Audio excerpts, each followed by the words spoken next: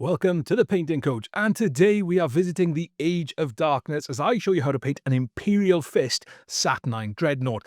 Now, a huge thanks to Games Workshop for sending me the Saturnine box early. I love the Saturnine Dreadnought. It's my favourite model in the box. So let's get painting. Now, first up, I've kept the model in sub-assemblies. I've left the torso off. I've left the armour panels off the torso as well. I've left the arms off. I've left the shoulder pads off. I've sprayed them up a load of different colours. Now, for the mainly yellow parts, I've sprayed them yellow. Now, you can use Averland Sunset through an airbrush, or you can just paint this on, or you can use a spray like Sunset Yellow from Colourforge. For the metallic parts, I've sprayed them with Leadbelcher. Now, you may notice everything is a little bit shiny. That's because I've also sprayed it with some gloss varnish, and that's really important for the first step. I'm going to do something a little different and use some enamel washes for this. So the first one I'm going to use is AK Black, and I'm going to use this across all the silver. So I'm just going to brush it over and see how it flows into the recesses. And because I've got that gloss varnish on, it does flow quite nicely. So I'm just working this across into all of the areas. Now, I'm going to let that dry off a little before I go and clean it. So I'm going to do all of the yellow shading next. And I'm going to use dark rust wash for this. So with this is a bit more focused. I'm just going to point this into the recesses. So again, it should flow quite nicely. I am taking my time being a lot more precise with this bit, however, because I don't want to get it all over the yellow armor, because that just makes it a little bit harder to clean up. Now, the yellow of the Horus Heresy Imperial Fist I see as being slightly more desaturated than the 40k, which is why this is a really good base to go off, because if you do make any mistakes, you can just paint over it with Averland Sunset.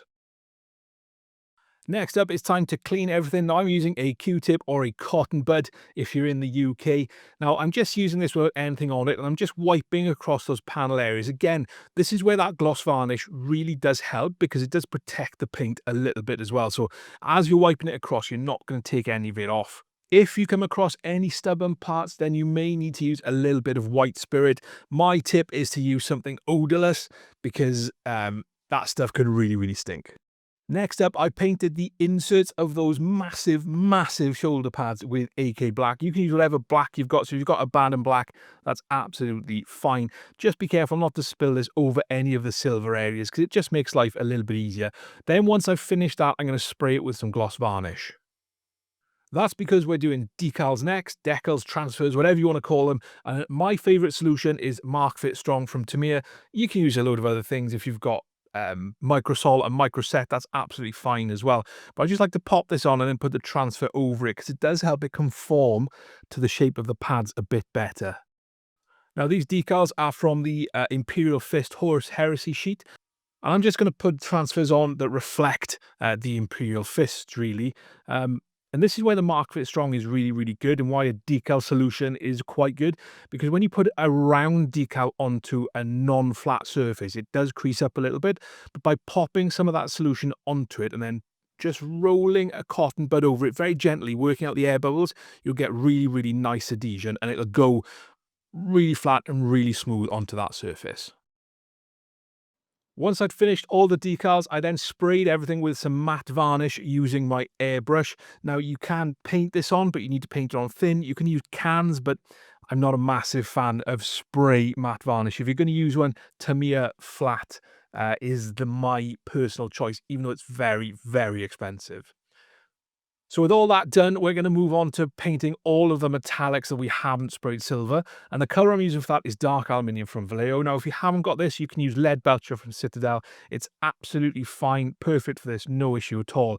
Just be careful not to spill it over any of the bits you've already finished. Now, if you do happen to do this, that's okay, because like I said earlier, you can just paint over that using some Averland Sunset and you'll get the yellow back. So we're painting all the mechanical parts and we're painting all of the trim at this point as well. To add some colour variation to the back of the torso, I'm just going to paint the surrounds of all these vents using Balthasar Gold. Now, this is again an optional step. You can leave them silver if you want. But for me, I just find it adds a nice little bit of contrast and a nice little bit of interest on the back of the model. Otherwise, this is all going to be the same colour. I've done the same thing with the weapons as well. And again, if you're not sure which parts to paint, check the box art, because it just enhances things and gives you a little bit extra to look at. Now for shading the silver I've just painted and for all the Balthasar Gold elements, I decided not to use the enamel wash for this. I just went in and used some Nuln Oil. So this is nice, easy and straightforward. The key with this is to make sure that it just doesn't settle too heavily in the recesses and doesn't pool. Again, you want to be really careful around the yellow parts of armour so that you don't get any ugly tide marks. To bring that silver back up, I took some Leadbelcher and just stippled across all of these areas using one of my Artist Hopers Series D dry brushes. Now, I used one of the smaller ones for this because, again, I don't want to get it onto the yellow. And if you haven't got your own Artist Hopper Series D, check the link in the description where you can use my code and get up to 5% off as well. And all that does support the channel. This is a really nice way of highlighting that silver, and really if you do make any mistakes with the Nuln Oil or if you've left some pools where the enamel wash went in, you can just stipple across this and really build that light back up. To finish highlighting on these big mechanical parts, I then took some chrome from Vallejo Model Air. If you haven't got this, use something like Runefang Steel from Citadel, that's absolutely fine. And I'm using the same brush for this, I haven't washed it, I haven't cleaned it. So you won't get such a stark transition. I'm doing a little bit of stippling and a little bit of traditional dry brushing across those edges, just to make sure that I do catch them and get a nice shine. Where I want to get a much brighter and a much sharper highlight, such as across all that armoured trim, I'm going to use the same colour, but I'm going to use a much smaller brush. And generally, I'm going to do this in more of an edge highlighting style. So I'm going to drag my brush across those sharp edges, and that's going to give me that nice, crisp silver highlight. When it comes to highlighting all of the Balthasar Gold areas, the colour I'm going to use for this is going to be Runelord Brass. Now, generally, I'm just looking to highlight the top areas of this. I'm looking to do a little bit of edge highlighting as well, but I'm not going massively overboard with this because it'll really push the colour away from that gold, which I want. When it comes to the gun barrels, again, I'm just focusing that across areas rather than doing any edge highlighting. So this is just going to reflect those areas that do catch the most light.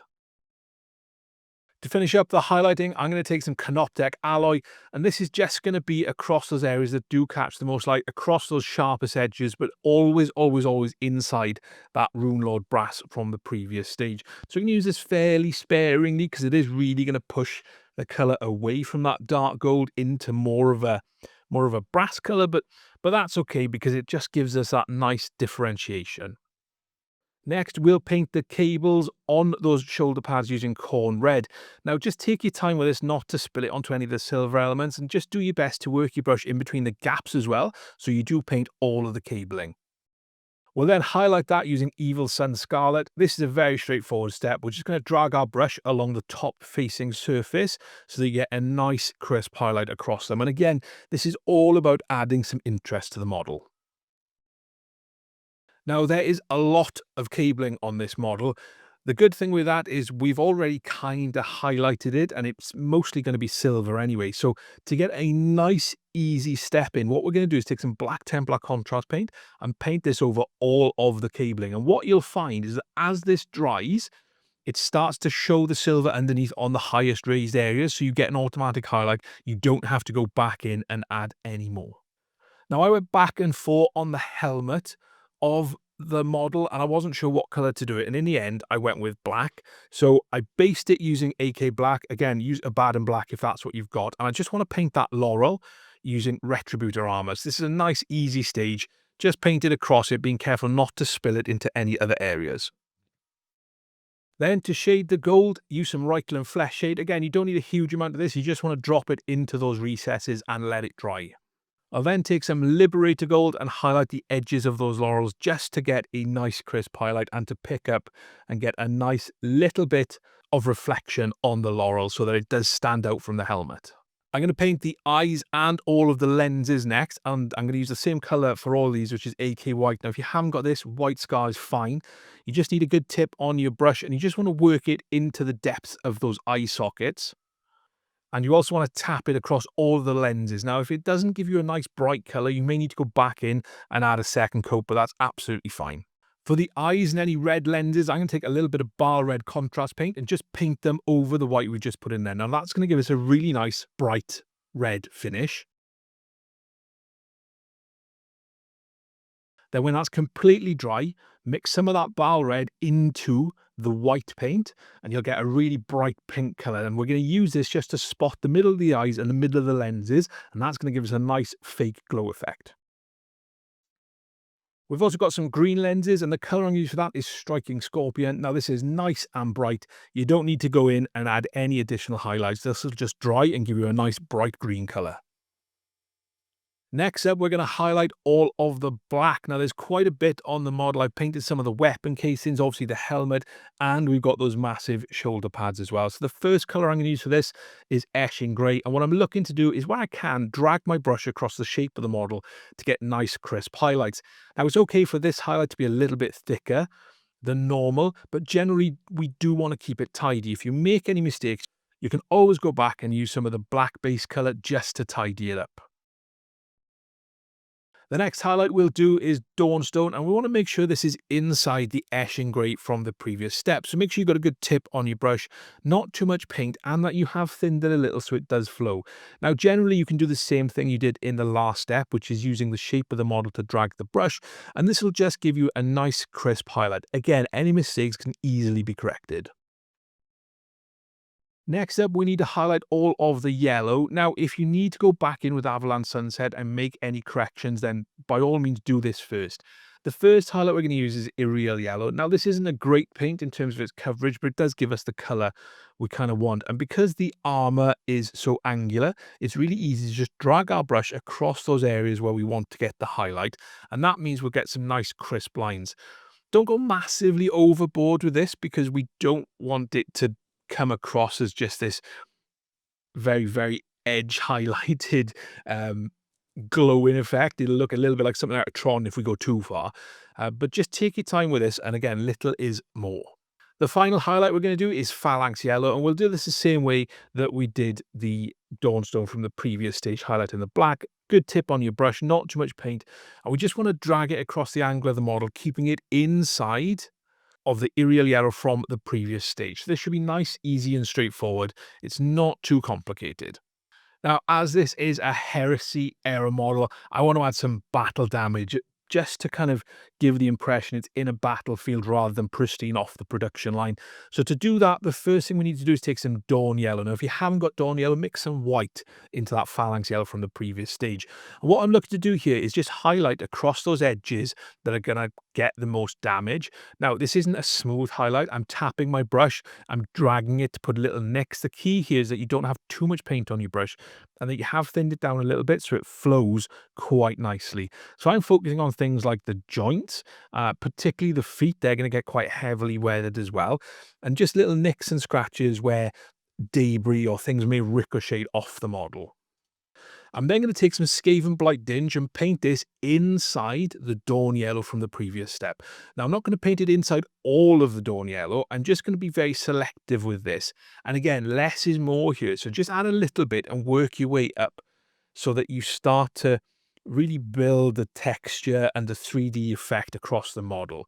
This is where things that have hit the model have gone straight through the paint.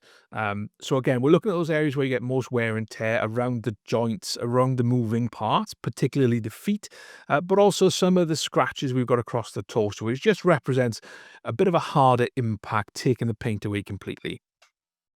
Next, we'll do the Plasma Bombard. So we've got that blue coil to do. Now, this is fairly easy and straightforward. We do want to do a little bit of a glow on it. So the first thing we're going to do is paint that coil with some Sotek Green.